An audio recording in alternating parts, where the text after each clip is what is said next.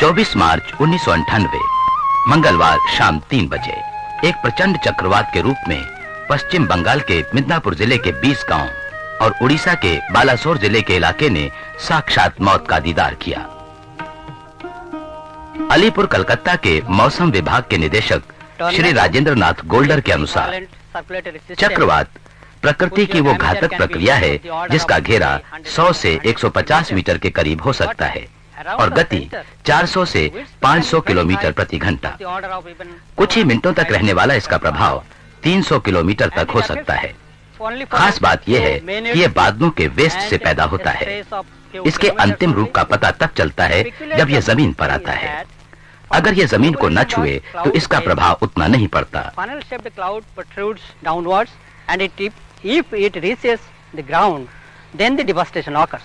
If it does not reach the ground, it does not occur, or it may not give that much of devastation. 24 मार्च 1998 को एक चक्रवात उड़ीसा के जलेश्वर खंड से उठा और पश्चिम बंगाल के मिदनापुर जिले की तरफ 3 बजे के आसपास पहुंचा और फिर स्वर्ण रेखा नदी की ओर मुड़कर 40 से 50 किलोमीटर की दूरी तय की। उड़ीसा की स्वर्ण रेखा नदी से हवा के तेज झोंके उठने लगे।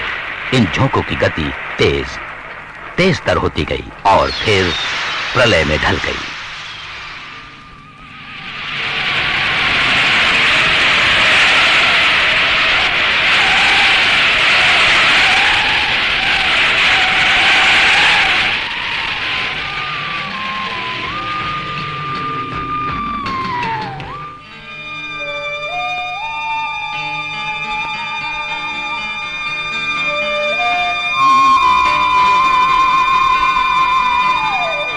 गोबर घाटा उड़ीसा और बंगाल की सीमा पर स्थित यह गांव प्रकृति के इस प्रकोप का मूक साक्षी है।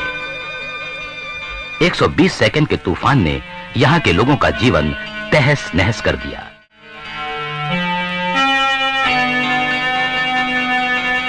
,500 किलोमीटर प्रति घंटे की गति से आने वाले इस चक्रवात ने घरों की छतें यूं उड़ा दी जैसे किसी तेज धार तलवार से उन्हें तराश दिया गया हो।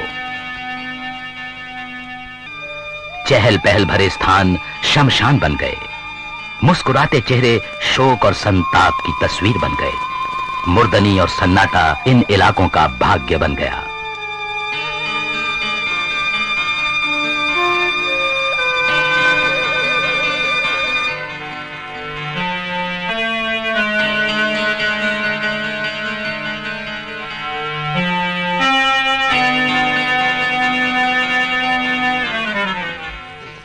यहीं के एक स्कूल टीचर ने बताया 2:50 के आसपास पूर्व दिशा से तेज हवाओं के साथ आग का एक गोला सा उठा।